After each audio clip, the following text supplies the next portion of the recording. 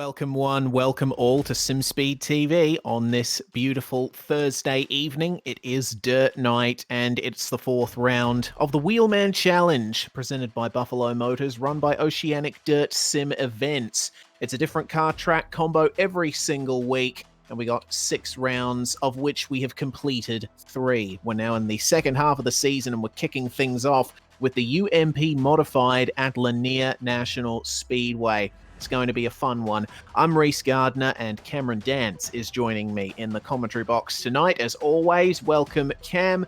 It's great to be back here at Lanier. We had some fantastic events here in the past in the 360 Power Series, the ASC Championship, and of course the Australian Wingless Sprint Invitational. This very short, very high-banked course now playing host to some Fender and no downforce cars.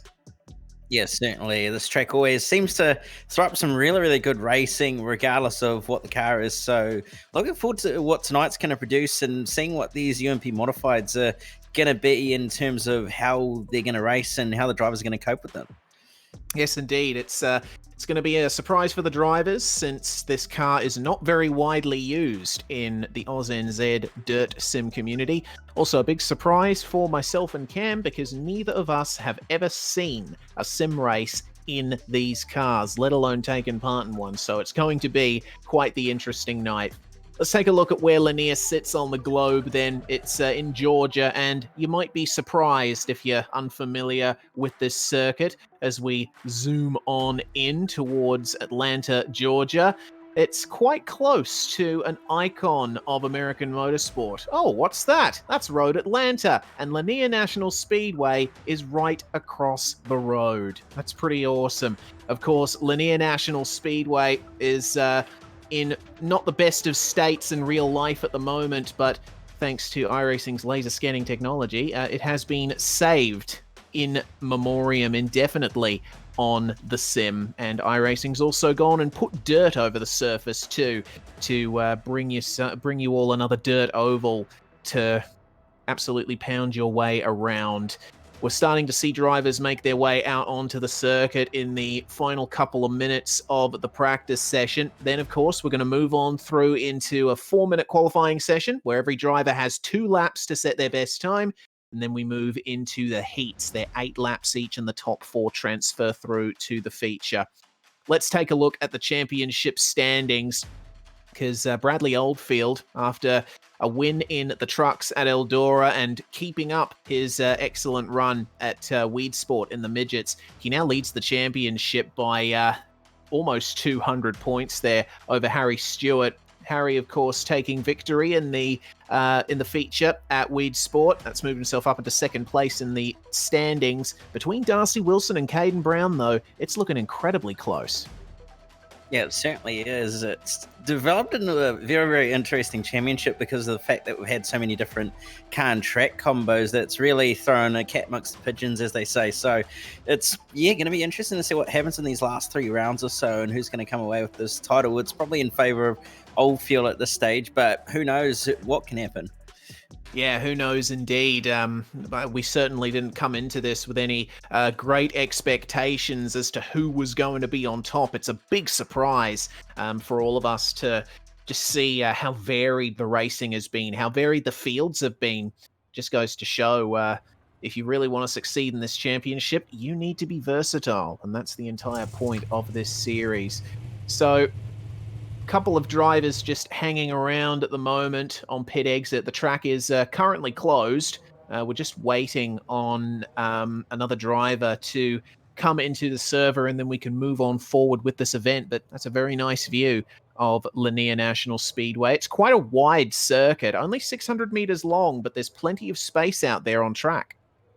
Yeah, there certainly is. It's reasonably wide for the fact that it's so short in length. So there's more than enough room to probably fit these things 3 wide through the corners, I'd say, but probably not going to be advisable, I'd say, based on how long and how wide these things are. Yeah, well, it's possible, but that doesn't mean you should try. Let's just say that.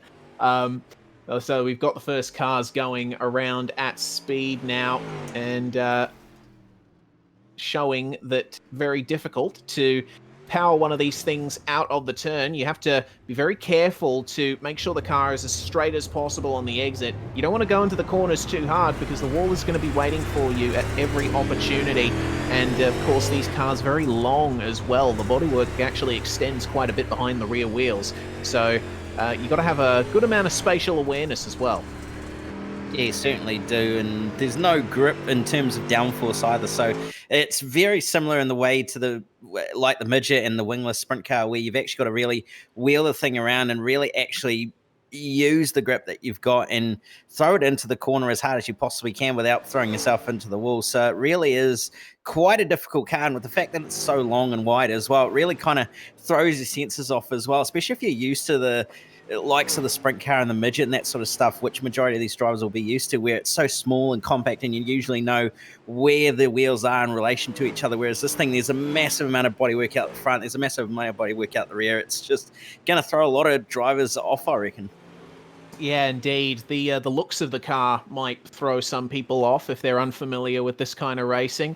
This is, of course, the UMP modified. It's front engine with a V8 over the front wheels, but it's sort of a half-open wheeler. The front wheels left uncovered, but of course the rear wheels covered by that mass of bodywork. And I mean, I don't mean to to sound judgy or anything, but it's really not the most aesthetically pleasing race car out there. It looks kind of like an origami box to me. But how the cars look doesn't really matter. It's all about the racing they produce. Yes, certainly. It definitely does look like one of those origami boxes that you'd sort of have to put together, sort of thing. But yeah, certainly it's, while it's not the most pleasing thing, it looks like it might actually be able to produce some really, really decent racing. Yeah, as we take a look at Brenton Hobson working the high line in the practice session, he's put himself, I think, about 2/10 off the fastest times in the practice session right now, and you're already seeing Clay getting thrown up onto the high line. Hobbo gets into the wall. I think you're going to be seeing an awful lot of that tonight.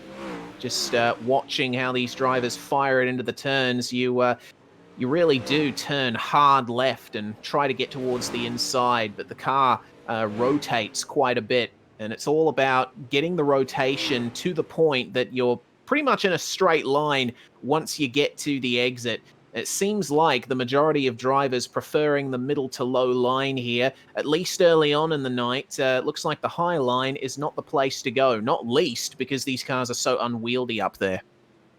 Yeah, certainly. And with the fact that they're so long as well, it's going to probably end up having you tap the right rear into the wall. And the fact that the front end is actually wider than the rear as well in terms of its track width is actually probably a little bit of an offset as well, because of the fact that it doesn't turn like you'd normally expect from a race car. So it's going to be a little bit tricky for them to get used to. Obviously, going to be getting used to it in practice, but certainly going to really be mixing it up. Yes, indeed. And thinking also about the driver's view from inside the car, you actually can't see the front wheels from where you sit in these machines. And bringing that track width point into it, which I think is a very good point. The drivers are going to have to be very careful when they're racing wheel to wheel, because you see those front wheels there on Harry Stewart's car. He goes P1. They are way out in the elements. So if you fire it into a turn just slightly wrong and you've got a rival close to you, there is a big chance that one of your days is going to be ruined. But either way, it is checkered flag here in the practice session. We'll wait for the session to be advanced, as it seems that Lockie Beatty, the driver in question that we were waiting for, has jumped into the server. So we have got a full complement of cars for this event tonight. Of course, round 4 of the ODSE Wheelman Challenge. There goes Barney, waving the checkered flag. And now we're into qualifying. And looking at the track, we're already seeing a huge amount of slick forming on the entry into these corners. You see those dark lines up there on the straights. There's no grip there because the drivers have driven over it so many times that the clay is compacted and it's gotten all the moisture taken out of it, which means there's no grip there. Yeah, and the fact that these things are so heavy as well means that you're gonna rip the track up fairly quickly as well. So, really is gonna probably slicken this track off quite quickly, actually, with the fact that they're so heavy and they're gonna be throwing up so much dirt with that massive right rear. But nevertheless, we'll see what happens here and what sort of lap times we're gonna see in qualifying. Scott Griffiths starts his first flying laps coming through turn 1 and 2. Got a little bit too sideways there on the way through and gets a little bit too sideways as well through turns 3 and 4. So probably not quite going to be not till lap time, but he's going to come across the line and put himself in P15 for the time being. Yeah, and having a look at the timesheets, Darcy Wilson, one of the big surprises here, he's gone to provisional pole position with Oldfield only 9 thousandths of a second behind. Of course, Oldfield and Stewart unable to improve their times on their second lap. So Darcy Wilson already looking really good for tonight. There's Brenton Hobson running at the high line once again. We'll see what time he sets for his first run. It looks like very controlled is Hobbo. Bit of contact there on the entry into turns 3 and 4, and that might just invalidate this time. We'll see if that, yeah, it has invalidated. So this is the only lap that Brenton Hobson is going to be able to make use of. He needs to keep it out of the wall. Looks like he's just managed to do that. Keep it off the slick down at the bottom and straight line the exit.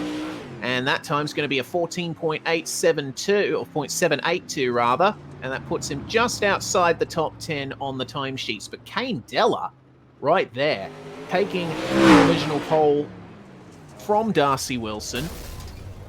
Excellent job from Kane. He's shown that he's there or thereabouts in this series, but luck hasn't quite gone his way. If he can stay there, that has guaranteed him a P1 start for the first heat of the night. So there's your top 10, the results from the qualifying session. This is not how they're going to line up.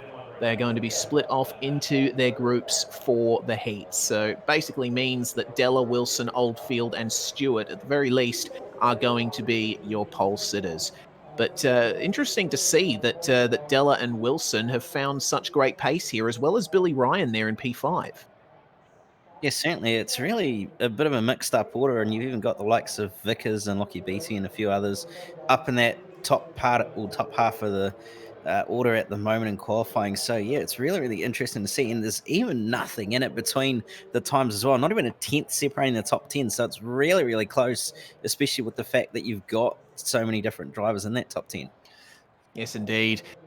Mitchell Broom, one of the drivers in this field today, he has been unable to set a competitive qualifying time, or even a qualifying time at all, because he has gotten into the wall on both of his laps. So he is the sole driver to not set a time in this qualifying session, but we are ready to go, and we have got 4 heats tonight.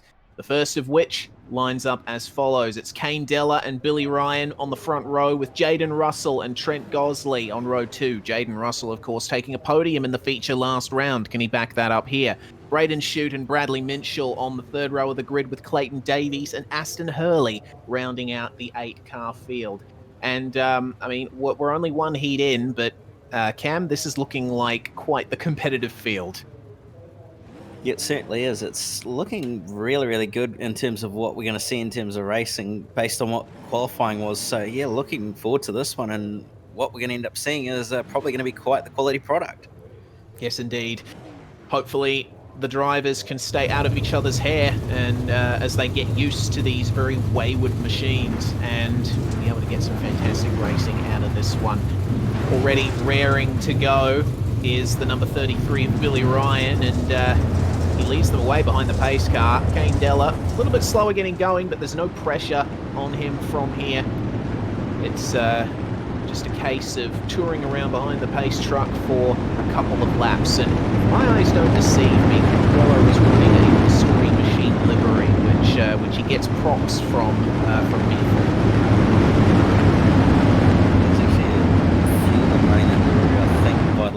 So it's certainly one of the standout paints. You won't miss that lime green machine out there with the turquoise blue on it. Oh, certainly. Got the peace and love flower on the bonnet as well, but there's not going to be much peace or love from Kane Della once the green flag drops, which is going to do in half a lap's time now. The pace truck is going to pull on into the pits on the start-finish straight. Kane Della's going to lead them away here. And away they go. Keeps it nice and high, and that is a great jump from Kane Della. Billy Ryan left in the dust as Jaden Russell picks up second place, but look who's working in the inside. The 076 is great to shoot, just a little bit of contact there that set him back. They are all sideways coming through the final turn. Trent Gosley round the outside of Braden Shute. Fantastic move on the end of the first lap, but looks like Kane Della's got the measure of these guys. We've got a proper fight here for the last transfer spot, and oh my goodness, that was Clayton Davies going on through on Billy Ryan and Aston Hurley. Put Aston Hurley all the way to the back, so he might face a bit of a slap of the wrist from race control. Yeah, very, very possible that he will, but it's certainly been a little bit of single file, but it's definitely all on between those drivers at the back, Mitchell, Ryan and Davies, especially with the fact that they're not letting each other get away at all at this stage, and you can see that they're all trying various different lines as well. Billy Ryan trying to make that bottom side work, just not quite able to get the drive off the turn. Is pretty good into the corner though. Yeah. Billy Ryan seems to have the measure, but getting into the wall on exit, that is not going to help him. And these three, they are battling for ultimately what is not going to get them through into the feature right away. They're going to have to stay in the consolations, because remember, the top four are who transfer through. Kane Della coming across the line to start his penultimate lap. Behind him, we have got Jaden Russell, Trent Gosley, and Braden Shute, assuming your top four positions. And it looks like Braden Shute has the measure of the three guys battling at the rear. So white flag for Kane Della.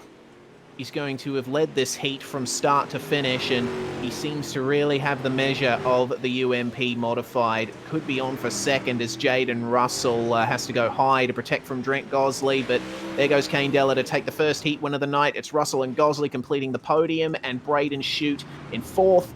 Clayton Davies is going to finish ahead of Billy Ryan and Bradley Minshall. And Clayton Davies has been given a penalty right at the very end. So he is going to be classified last in that heat, which basically means he's going to have to work his way up through another couple of grid spots. But we're going to move on through to heat 2. Darcy Wilson and David Heilemann leading up this one, with HEWET and Rasmussen behind them. Max Lumsden and Clayton Tilley on the third row, with Dylan DeBono and Scott Griffiths in 7th and 8th. This is another pretty stacked field for my money, because not only have we got Darcy Wilson, who's really starting to show that he's got what it takes to win here. We got David Heilemann and Lewis HEWET, two of the most staunch competitors in this league. Got to keep an eye out for Lumsden, Tilley, and DeBono as well. Those guys know what it's like to race up at the front of a field, and they will want that in this heat again. Yeah, they certainly do, and it's, like you said, some very, very fierce competition in this heat as well, so it's going to be very hotly contested and going to be very interesting to see who comes away with that final transfer spot and who ends up going through as well in those top four. Indeed it shall. Well, Darcy Wilson is going to be the one leading them away. David Heilemann on the outside row, he's going to be at a massive disadvantage because, well, he would have seen the start of the last heat how Billy Ryan was unable to match Kane Della on the throttle application, but Heilemann will be wise to any tactics, and he'll be keeping a very close eye on Darcy Wilson up at the front of the field. One more turn to go for these guys as the pace car comes on in. Darcy Wilson actually goes pretty early and caught David Heilemann out there, so leading on into turn 1. A little bit of trouble keeping his car on the right trajectory was Clayton Tilley, but they all manage a clean start, more or less. And Damien Rasmussen getting up into the wall, and oh my goodness, Tilley has collected him and is around. That's Clayton Tilley. Then a half spin as well in the field, but Clayton Tilley all the way back to position 8. Meanwhile, Damien Rasmussen and Dylan De Bono, have a look at these guys. They've been getting together a couple of times, and Scott Griffiths looking to capitalize. Yeah, as these two have been going at it toe-to-toe for the last few laps so far, and De Bono's not giving this one up. Bit of a slide job, parks it right in front of the nose of Rasmussen, and that's going to allow Griffiths to get right back up underneath. Oh, and De Bono gets turn one as well, and that's going to allow the car of Rasmussen to get on by again. Yeah, well, out comes the rear end, and De Bono's going to line up the exit here, try and do the slide job again into turn one. Is it going to work out for him is the big question. Well, he gets closer to Rasmussen, but it looks like Damien had the measure of him on that particular corner. Meanwhile, for second place, Lewis Hewett and David Heilemann really trading places here. Hewett and Heilemann battling behind Darcy Wilson and not able to get out of each other's hair. Hewett working the bottom with Heilemann working the top line, getting into the wall a couple of times for his troubles, but it seems like both of these guys have it sorted out in their own particular way. They've only got one lap to go, though, and Hewett's got to be careful not to get too much into that inside wall, otherwise he's just going to be turned around. It's white flag for Darcy Wilson. There goes Lewis Hewett. He actually takes out the pit exit cone in the process. He is pushing hard here versus David Heilemann. Darcy Wilson up ahead is going to take the victory in Heat 2, but Lewis Hewett just beats David Heilemann across the line, does he? No, Heilemann classified just ahead. That would have been an impossible to call finish without timing equipment. Goodness me. Yeah, it was a proper photo finish. There's literally nothing in it between the two of them. It was a matter of a bumper, if anything. So really, really close between those two. And it was a really good race between those two as well, with the fact that they were both running various different lines. But up is Heat 3, and championship leader is going to be on pole. He is indeed. That gap between second and third between Heilemann and Hewett was just 0.02 of a second, by the way. Grid for Heat 3 then. Bradley Oldfield, of course, championship leader, as you say, Cam, and taking the win at Eldora. He lines up alongside Hayden Vickers with Brenton Hobson and Ethan Bastian on the second row behind them.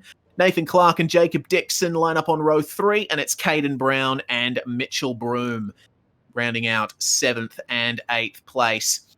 So the drivers already out there and looking to form up behind the pace truck. Already leaving quite the gap, and they still have one more lap to go here in the pre-race period. But I think Bradley Oldfield just maintaining speed, just making sure that everyone is in line for when he puts the power down off the start. The best possible advantage that he can possibly have to start his night off in the best possible way, with the fact that he had a pretty decent time in qualifying and was going to at least try to win this heat to get some more decent points as well and put himself near the front for the feature. But we'll see what happens as they're coming around. Nice, good start though from Oldfield.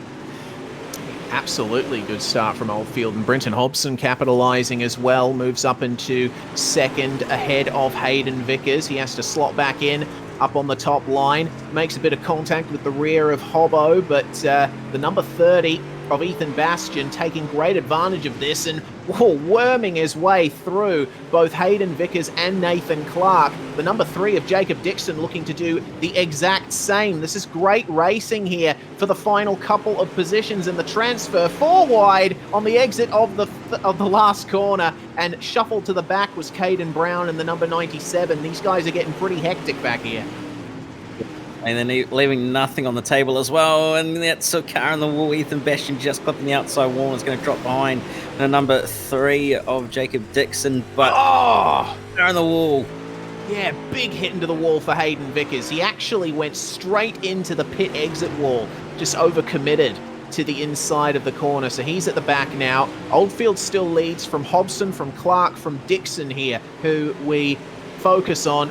But he has got the pack behind him. Ethan Bastian looking to advance forward. Mitchell Broom and Caden Brown right with him as well, with Hayden Vickers carrying some pretty heavy damage there. I don't know if he's going to threaten these guys.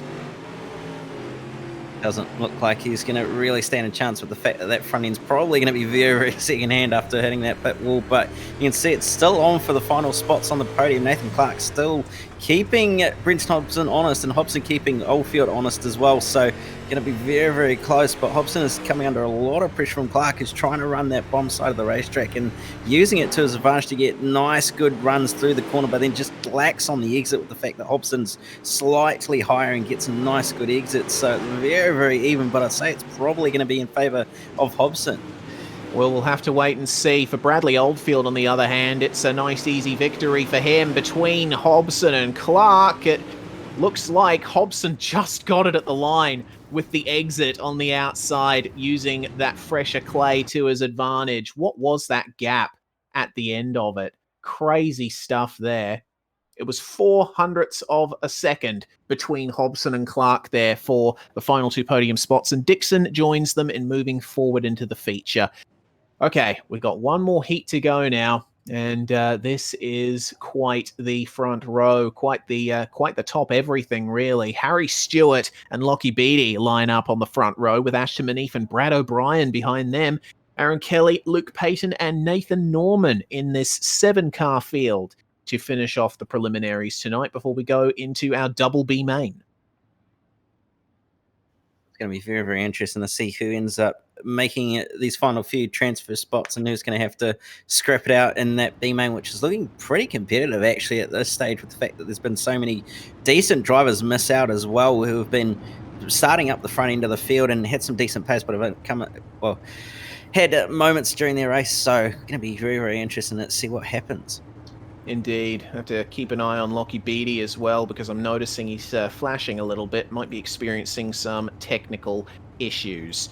That's not going to work out well for him when racing gets underway, but we are about to get underway, and Harry Stewart nails the throttle and leaves them in the dust. The number 7 of Aaron Kelly tries to get up the inside of Ashton Manif, but here we go, 3 wide into turn 3.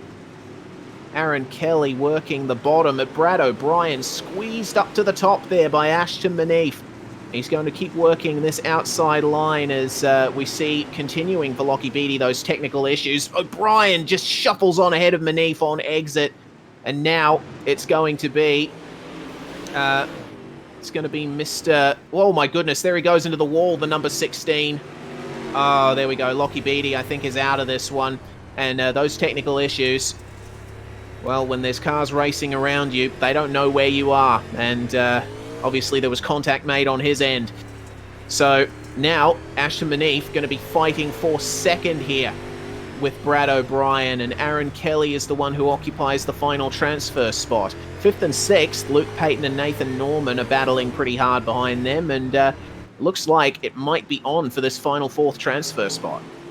Yeah, it certainly is. As Norman and the likes of Payton as well have really closed up to the back of Aaron Kelly, who seems to be struggling a little bit with having a bit of oversteer on the way into the corner. So we'll have to keep an eye and see what happens here. But they've only got 2 laps to try and find a way on by, so starting to run out of time. And Ashton Manif's also dropped back a little bit from Brad O'Brien too, so might start falling into the clutches of those behind if he's not careful. Indeed. Well, Aaron Kelly still defends from these last 2 drivers. Brad O'Brien has managed to gap Ashton Manif, by the way, and Harry Stewart is nowhere to be seen at the front of the field. Lead of over 1.3 seconds as they come onto the final lap. Aaron Kelly fires it right into the first couple turns and hooks up the exit beautifully. That's given him the gap that he'll probably need over Payton and Norman as Harry Stewart takes victory. O'Brien 2nd, Manif 3rd, Kelly 4th, and ultimately he held off the advances of Luke Payton and Nathan Norman, with Lockie Beattie unfortunately retiring. So now we move on into the first of our B mains for tonight. It's going to be top 4 through to the feature once again, and this is the 7-car field for the first of them. Ryan and Bastian on the front row with Minchell and Broom behind them. Hurley and Brown on row 3 with Clayton Davies, the lone car, on the 4th row here. Now, these are a bunch of drivers that we honestly expected to have advanced through by now. So this is going to be quite the competition for these guys. Yeah, it certainly is. It's a very, very stacked be main number one. So it's going to be very, very tough for a lot of these drivers, especially those starting a little bit further back to make their way through. They've only got about 12 laps to do it, so it shouldn't be too hard, but still only 4 transferring through to the feature and none going through to the next to B main. So it's literally get into that top 4 or it's night over for you. That's it. So that 4th place transfer spot is going to be where all of the action is.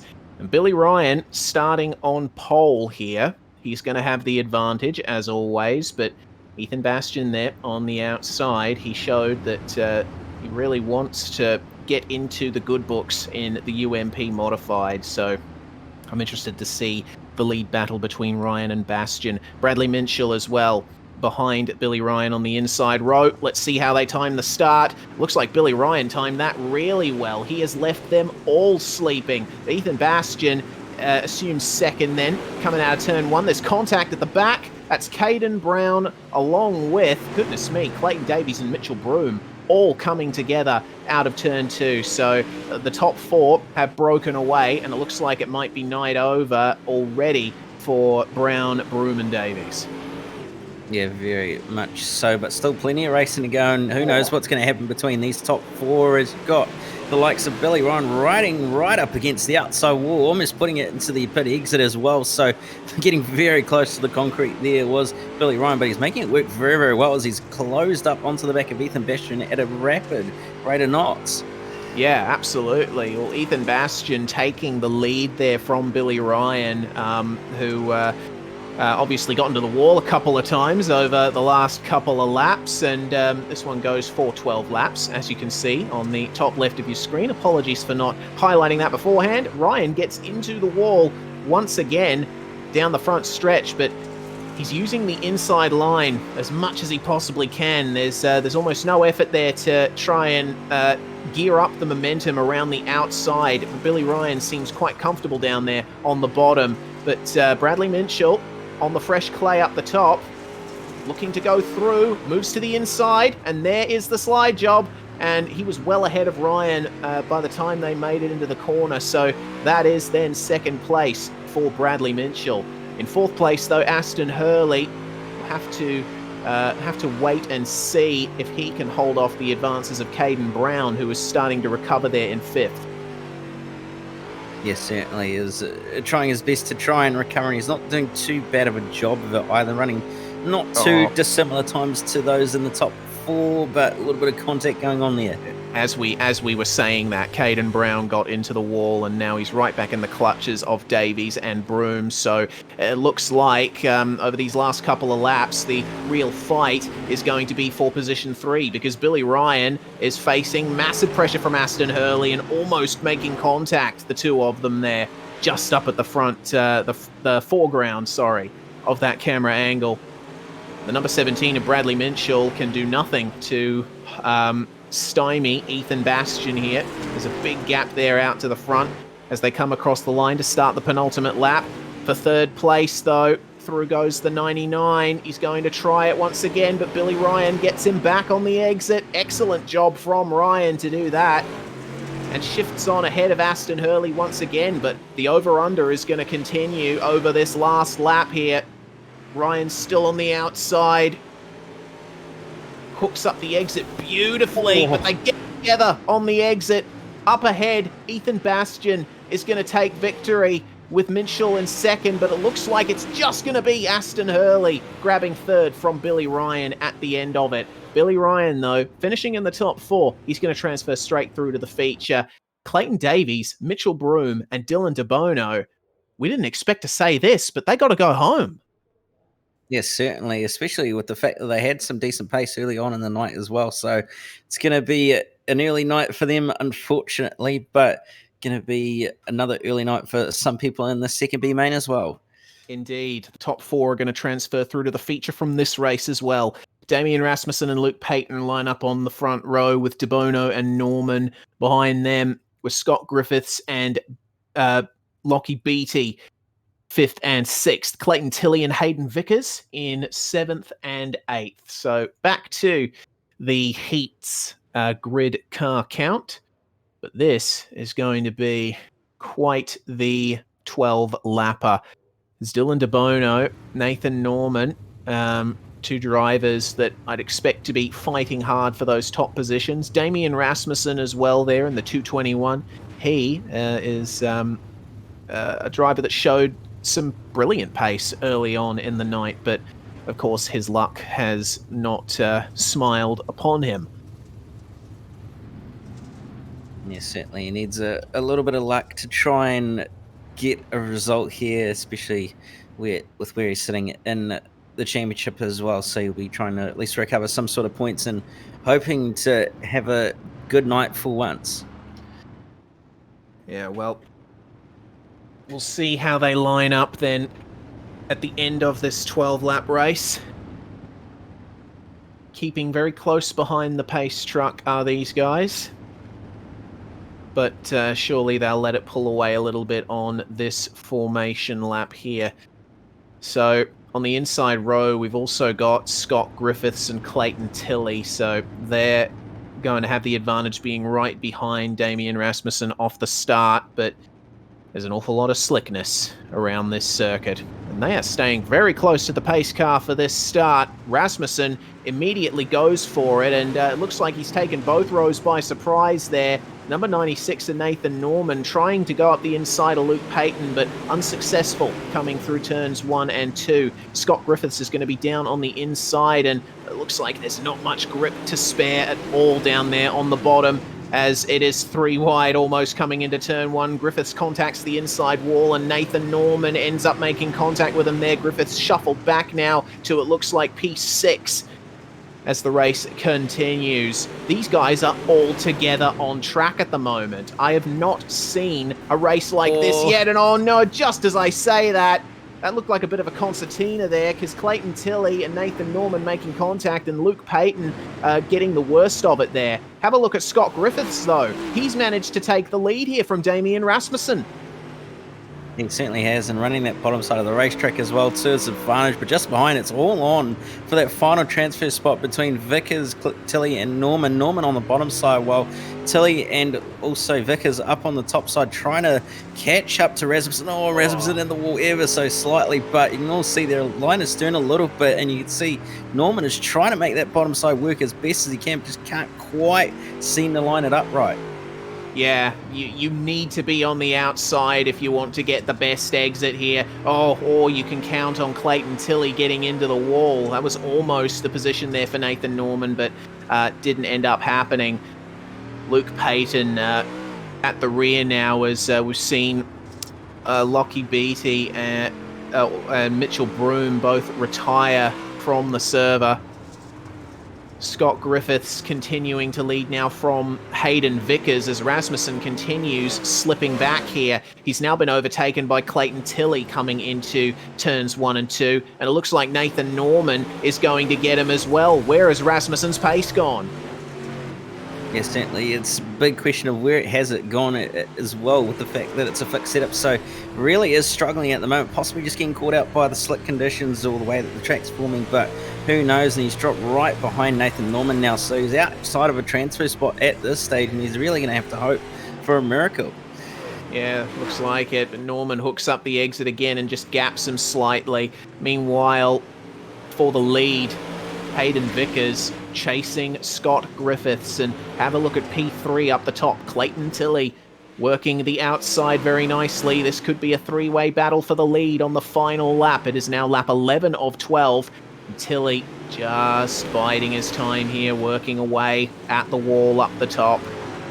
Scott Griffiths has been very smooth down there on the bottom. Seems to have a very stable car. He's driving that thing beautifully down on the bottom line, but looks like that's going to be the last chance that Hayden Vickers has to grab this win, because Scott Griffiths comes out of the final corner across the line in first place. Meanwhile, Clayton Tilley almost... well, actually, he did. He did get Hayden Vickers at the line. Again, it's another 400th of a second advantage there. Damien Rasmussen, meanwhile, managing to finish in 4th. He got Nathan Norman right when it counted. So, unfortunately, Norman, Payton, De Bono, and Beattie all going to have to lick their wounds and return next week. DeBono and Beatty, unfortunately, not even making it past the first lap. That's a great shame.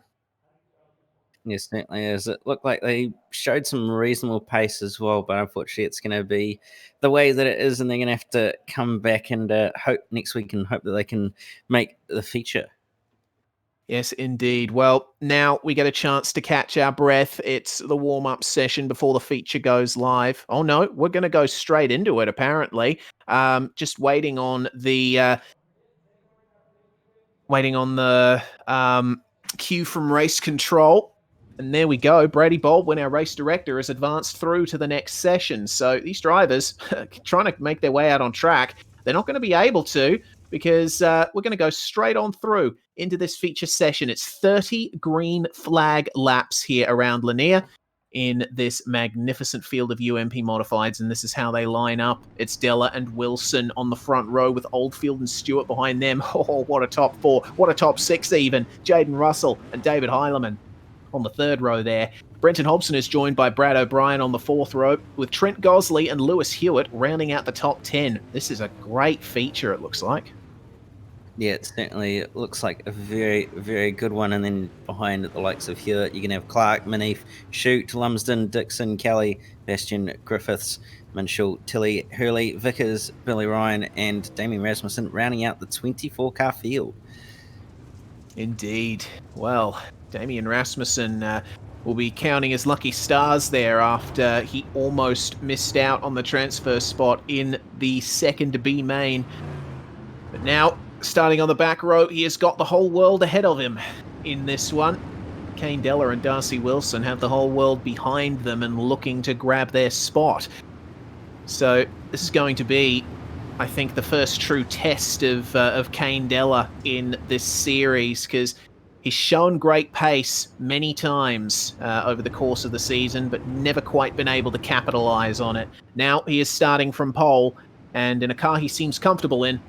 Seems that he is going to have the edge, but got to be careful of Oldfield and Stewart behind. They are going to be relentless in their pursuit. In comes the pace truck, and it's up to Kane Della when he goes. It's in 3 and 4 that the start zone is. He can go anytime he likes from here, and he goes. And Bradley Oldfield there keeping with him on the start. Darcy Wilson up on the top and working it really nicely. We've already got a caution out. There's a big pile up in the back of the field, and 2 cars most involved in that, Braden Shute and Ethan Bastian, having to make their way back forward. Yeah, it just looked like it was contact between nose to rear contact between Dixon and Ethan. One of the other cars that was involved, but nevertheless, Braden Shute. So, yeah, unfortunately, we haven't made one lap here, but still looked like it was going to be a pretty decent start for everybody else. Yeah, it looks like it was the number 3 of Jacob Dixon who got into the back of the driver, and Dixon has been given an end-of-line penalty. As we go back racing again, almost. I was a bit misled there by a couple of drivers putting down the power on the back straight, but no, they're just forming up here. And ultimately, it looked like Ethan Bastian was an innocent victim in that crash. He just fired it into turn 1, and you could see the pile-up happening in front of him. He had almost nowhere to go. He was kind of boxed in. So hopefully, the drivers will be able to recover and put on a fantastic show. We're going to properly start our racing here again as Kane Della leads them away, but Bradley Oldfield, goodness me, right with him on the restart, and Harry Stewart joins him up at the top. The number 5 of Darcy Wilson still working the bottom there in 4th place, with the number 27 of Jaden Russell pressuring behind for 5th. Have a look at Brenton Hobson, meanwhile, as he fires it in around the outside in the number 88. He is looking to advance forward into the top 5 here. Yeah, he certainly is trying to, and we've got to pile up further back again. Ah, goodness. Once again, it's Jacob Dixon and Aaron Kelly involved in that one, and looks to me like it was started by contact between Kelly and Aston Hurley up at the top of the circuit. So I don't know what Jacob Dixon has to do with this one, but there's the incident between Kelly and Hurley, and that didn't bring out the caution. But then they made contact again, and there we go. That just involved about 3 or 4 other cars, innocent victims in that one.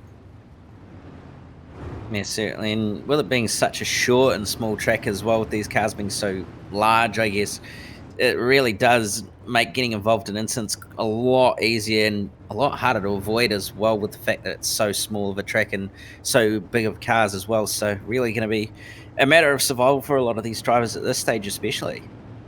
Yes, Aston Hurley's been given an end-of-line penalty for that one. He's deemed as the driver that caused the incident, and one thing that we missed was that Bradley Oldfield was able to slip ahead of Kane Della just before the caution came out, so he has got a great opportunity here, starting from P1 on the inside row. In comes the pace truck, and it's up to Oldfield to get this done. Both he and Harry Stewart, teammates at United, and away they go once again.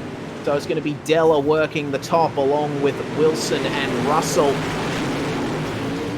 as the field continues. And oh goodness, up top, it looks like we got more cars that have been put in a pile up, and that's transferred down to the bottom as well. Clayton Tilley, Max Lumsden, Ethan Bastian, all of these drivers involved, and it looked like quite an ugly incident. And I don't know, Cam. This is turning out to be a bit of a slow race so far. Yeah, it's certainly turning out to be a little bit of a slow cooker, this one, unfortunately. It's a little bit of a surprise considering how clean the heats were as well. So, yeah, it's a little bit unfortunate, but it's, I guess, it is what it is. It was contact between Bradley Minshall and Max Lumsden that brought all of that out. Lumsden getting into the back of Bradley Minshall. Looks like there were 2 separate incidents there. Oh, they actually came together again, did Minshall and Lumsden. That's interesting. So there goes Lewis Hewitt. He gets turned around. The 51 of Clayton Tilley moves on into him, and they just get collected down at the bottom. And it looks like the Minshall-Lumsden incident was separate. Really, really odd one there. So, and that's a big impact with the end of the wall as well. Goodness me. Well, we're about to get back to racing here imminently. In comes the pace truck, and Bradley Oldfield leads them away. It's a single file restart because of back-to-back cautions. There will also be single file restarts if there's a caution in the final 10 laps, but Oldfield, Stewart, Della, your top 3, with Brenton Hobson in 4th, working the outside as Darcy Wilson, one of the drivers, still flying the flag down on the bottom. You're seeing a lot of drivers really struggling to keep it out of the wall up the top. Brad O'Brien is looking incredibly quick in the number 77, but just grabbing the wall on the exit a couple of times, and he'll want to try and minimize that. But for second place, it looks like it's really on, because Oldfield's starting to streak away from these guys, and it's between Stewart and Della, with, of course, Hobson, Wilson, O'Brien, and now Jaden Russell as well, leading up a huge pack of cars looking to go into that top 3. Yes, certainly. They're all running that bottom side of the racetrack as well, trying to use that very thin strip that's usually down there on the little flat part to give them a little bit of drive on the exit. But Hobson's still continuing to try and use that top side to his advantage, and it seems to be working not too bad because he's running similar lap times to the likes of Della and Stewart. But we've got another caution out and it's in turn 1, I believe. Yeah, it looks like Clayton Tilley has gone for a bit of a spin there. Tilley was running on his own out on track, and it looks like he has done this on his own. Oh, no, actually, that's quite... Okay, I just took a look at Tilley, and that looks very strange. It looks like he hit someone, but there was no one there. At least on my end. But that is the incident between Scott Griffiths and the 03. But I'm not quite sure what's gone on with Clayton Tilley there, because he was spun on the circuit. And oh, that's what happened to Scott Griffiths. Just getting into the wall massively.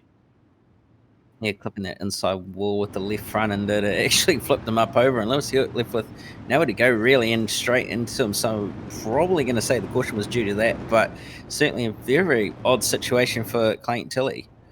Yes, indeed. Well, Lewis Hewitt now down to the back 2 rows of the grid, which he's not going to be entirely happy with. It's not a place that Lewis Hewitt is happy to be around, but he's seen it a couple of times this season. As we are now back into green flag racing, and it's Oldfield who leads them away again. Harry Stewart stays with him in the number 11, and Kane Della starts to slip back at the first throttle application out of turn 2. Brenton Hobson, meanwhile, switches to the bottom side, trying to protect against Darcy Wilson and also attack on Kane Della. This field is looking quite close as the track really seems to have slicked up. Once again, that slick line extending almost all the way across the circuit. If you want some fresh clay, you have to go right to the top, but 3 wide down the front stretch, and Brenton Hobson bumped out of the way. Kane Della and Darcy Wilson coming together right with him, and the caution is out again. Yeah, looks like Max Lumsden's had an incident in the way into turn number 3. Actually, no, it was Lewis Hewitt who had an incident with, I believe, Damien Rasmussen through turn number 4, and unfortunately spun out with the fact that he didn't quite expect to have to check up as much, and he had the likes of Tilley and Lumsden also involved in the aftermath of it. Yeah, it looks like Hewitt made contact with Lumsden, and then Tilley and Lumsden sliding on through. It looked like they were on their way to a spin anyway. Did Lumsden spin separately? I'm gonna have to, let's have a look at this replay. He got spun there by Tilley, and Tilley goes into Hewitt with nowhere to go. So I think there's a lot of drivers in this field now who will be feeling a bit hot under the bonnet with the amount of controversy that's gone on in this feature so far. We've barely gotten any big green flag runs, and we're not even half race distance yet. Yeah, certainly, and it's a little bit disappointing as well, considering what we had in the heat. So it's going to be a little bit of a long one, this one, I reckon. Yeah, we'll be here for a little while longer, but the drivers form up single file behind the pace truck. They're not going green yet. We've just had to delay it a little to allow Max Lumsden and Jacob Dixon to be waved around the pace car, and for Aaron Kelly, Jacob Dixon, Bradley Minshall and Aston Hurley to have their black flags cleared. But the pace car is in, and we're back racing once more. Bradley Oldfield from Harry Stewart, from Kane Della, from Darcy Wilson, up into the wall gets David Heilemann, and it looks like he just can't get out of it. Oh, so he's lost a couple of positions out of that one, has the Heilemaniac maniac. Brenton Hobson is going to slot on ahead of Brad O'Brien and Jaden Russell. He seems pretty safe there in 5th, does Hobbo, but this top 4 is looking quite close. Yeah, it certainly is looking very, very close, especially that group behind where you've got Russell, you've got Clark, you've got O'Brien, and even Heilemann, who's in the wall again, and he's going to get done by Trent Gosley as well, and struggling to get it out of the wall as well. So Heilemann's going to drop even further down outside the top 10 now. Yeah, David Heilemann now in 12th place across the line there. He tries to get back ahead of Aaron Kelly, but it's not going to happen for him there. We're now past the halfway point of the race. So let's see how long this green flag run can last. Have a look at that racing up at the top of the circuit. The number 8 and the number 77. Oh, there goes Brad O'Brien sliding around the outside of Nathan Clark as we look back from Jaden Russell side by side, and the number 8 of Nathan Clark slots on through on the inside. Brad O'Brien straightens up the top though. That'll allow him to get a great run and another slide job, but he gets the inside wall. That's killed his momentum there, and Nathan Clark now pressuring Jaden Russell for 6th place. Brad O'Brien's made a great recovery from that slight hit as well. It's a two-pronged attack on the 27, and there goes Nathan Clark around the outside. He has a bit less angle than Jaden Russell, but that means he can put the power down a lot more cleanly, and he gets the move done. Yeah, very, very nice move there by Nathan Clark to get around the outside of Jaden Russell in the end. And Brad O'Brien's still trying to see if he can find a way on by, but just can't quite seem to do it. Barely clips the inside wall, but got 10 laps to go finally after so long. But still, that battle between O'Brien and Russell very much on and nearly making contact midway through the turn. And you can see O'Brien is just throwing it in there, trying to force that number 27 of Jaden Russell to the high side, but he just can't quite seem to do a little bit of elbows out there, and he manages to barely get on by. Yeah, well, Jaden Russell's going to try and get the exit and get one back there on Brad O'Brien as we... Oh, has there been a crash? Yeah, Brad O'Brien has actually been spun by Jaden Russell on pit entry.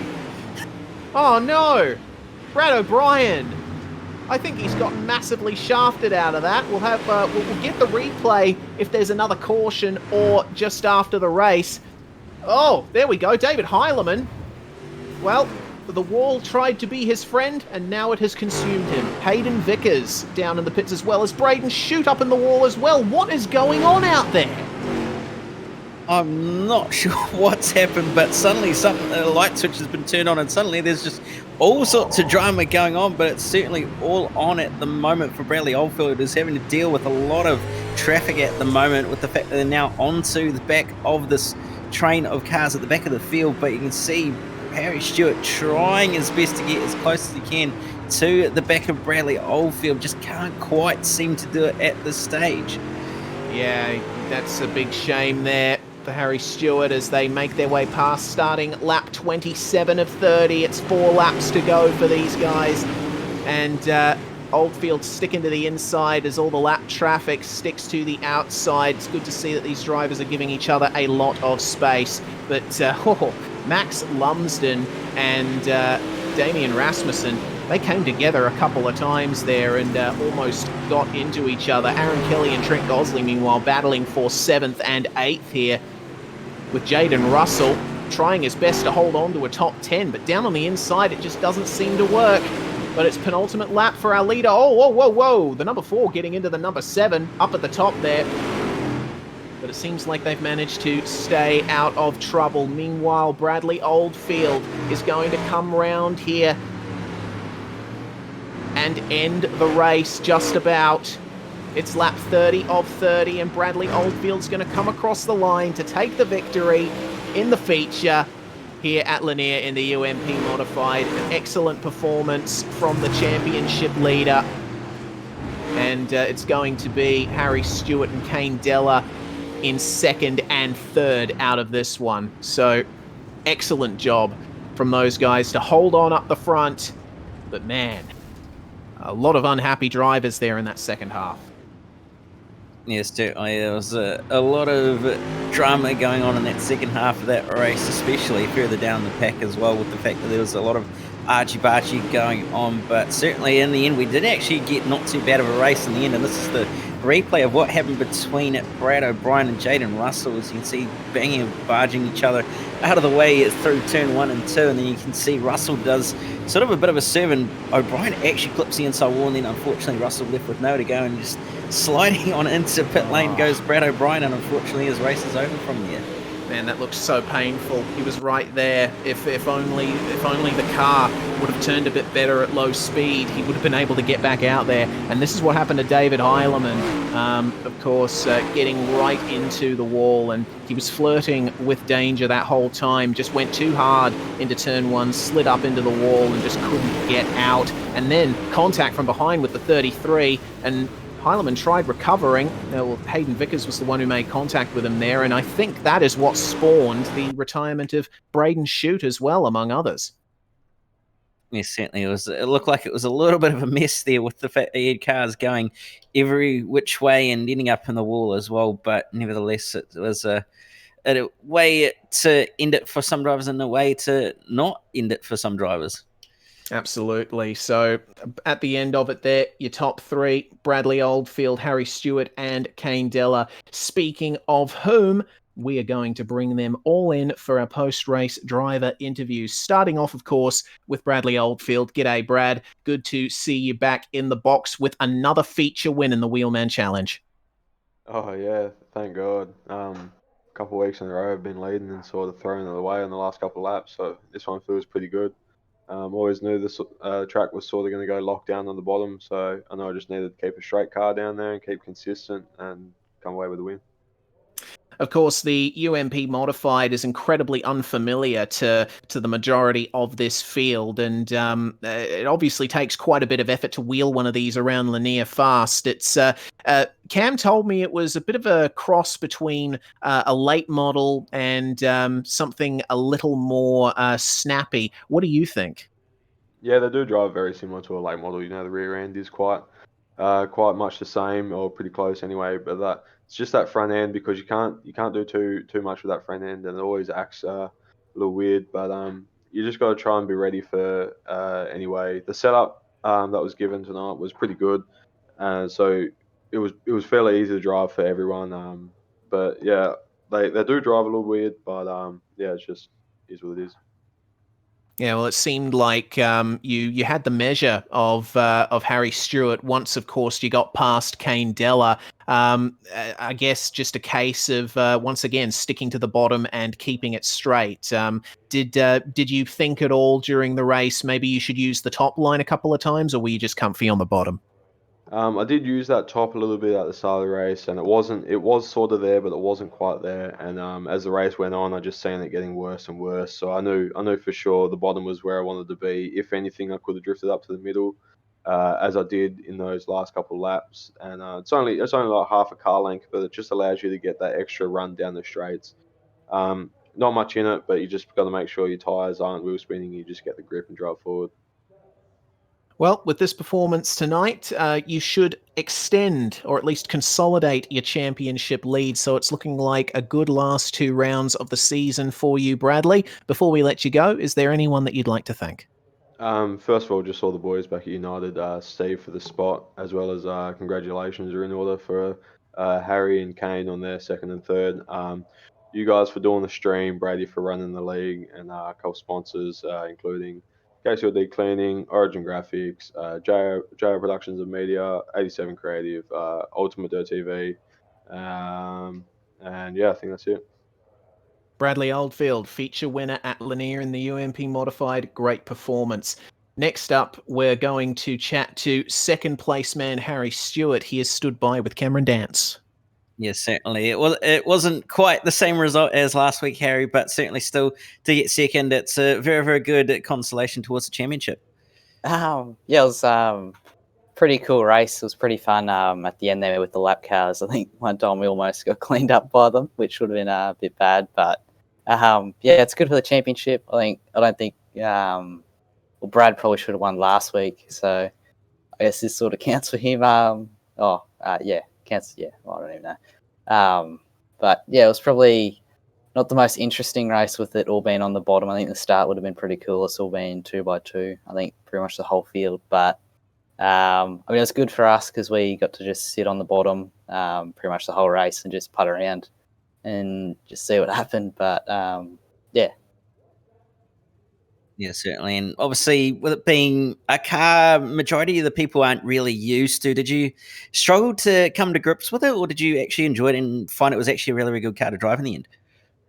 Yeah, it's actually a lot more fun than I thought it would be. I'm not usually a tin top fan, but these are all right. They're pretty weird to drive. I think you sort of just you can't get wheel spin or even hit the limiter at all. You hit the limiter, you basically just lose everything in your whole run and your whole lap.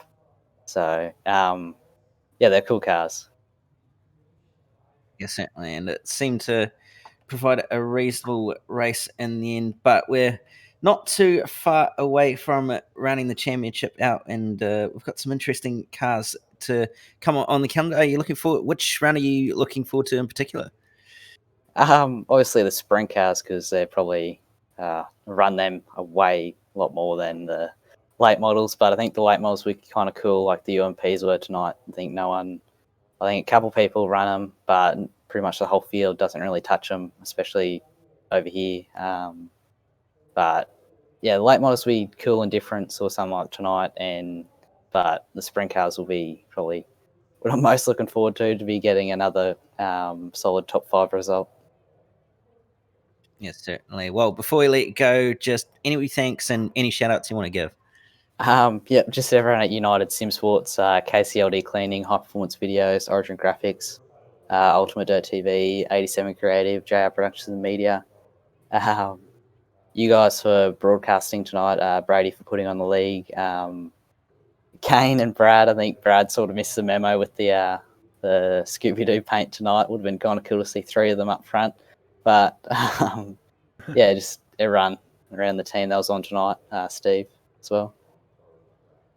Well, there you have it, Reese. You're the second place finisher for this weekend. I believe you're standing by with our third place finisher. I am indeed. Welcome to the commentary box, Kane Della. You've had a bit of a tough season so far, but it must feel good to finally step on a podium in a feature here. Yeah, I wouldn't have expected to get it in a UMP, if anything, but pretty happy, pretty stoked. Tag away third with Harry and Brad. It looked like quite the interesting car to drive out there. Obviously, you're one of the many guys in this field with real-life dirt racing experience. What do you think is probably the closest in real-life Australian dirt to the UMP? To what I race in real life, would probably be a street stock because less power than anything else, but I have more fun in a midget. Yeah, and we definitely had a lot of fun watching that as well. But honestly, coming off into the feature, starting on pole, it was a great performance from you in the opening laps. But getting past there by Harry Stewart and Bradley Oldfield, still you managed to stay with them, which was crucial. Yeah, I think it was just more who could keep their car the straightest and off the throttle the most. I didn't think the top would be on, but I kept up with Brad for a bit at the start, and then the yellow come out, and Harry got under me before the start, and I just tried to sit behind them both and follow their lines and not look in my mirror. Well, nonetheless, it is still a third place for you in the feature, and considering your championship position, you were in 18th coming out of round 4, but this will be a good points haul for you out of this one. You should advance forward a few positions. Yeah, hopefully. I've not had much luck with the last 2 rounds. Yeah, well, we shall see. Before we let you go, Mr. Della, is there anyone that you would like to thank from your garage? Yeah, I'd like to thank all the boys at United. Always help me with everything. All of my sponsors, KCLD Cleaning, High Performance Videos, Origin Graphics, Ultimate Dirt TV, 87 Creative, JR Productions and Media. Thank you very much, Kane Della. Third place in the feature here at Lanier. And that brings to an end proceedings for tonight, Cam. Wow. That was quite the hectic race, especially down in the bottom half of the field. But nonetheless, this UMP modified, I think I like the racing it produces. Yeah, it certainly was very, very close in the end between everybody, especially on the fixed setup as well. So, yeah, it will be interesting to see if this car ends up appearing anymore, and really looking forward to seeing if it does, because it really does produce some really good racing when you get the green flag runs. So, yeah, looking forward to seeing what may happen in the future with this car, and look forward to seeing what happens at Volusia next week in the sprint car. Yes, indeed. That's where we are next week. Volusia Speedway Park in the winged 410 sprint car. That's round 5 this time next week. And then the week after that, we close out the season with the Super Late model at Charlotte Motor Speedway. Of course, the dirt track at Charlotte. Thank you very much for watching, everyone. We hope that you've enjoyed this SimSpeed TV presentation live on YouTube and Facebook as per usual. We want to give a big thanks to Brady Baldwin and the crew at Oceanic Dirt Sim Events for putting this whole thing on, and to Buffalo Motors for their support of this series. I'm Reese Gardner, Cameron Dance alongside me in the commentary box, and Jay Kennedy making everything happen behind the scenes, operating the cameras and bringing up all of the fancy graphics for you to ogle. From all of us at SimSpeed TV, it is bye for now, but certainly not forever.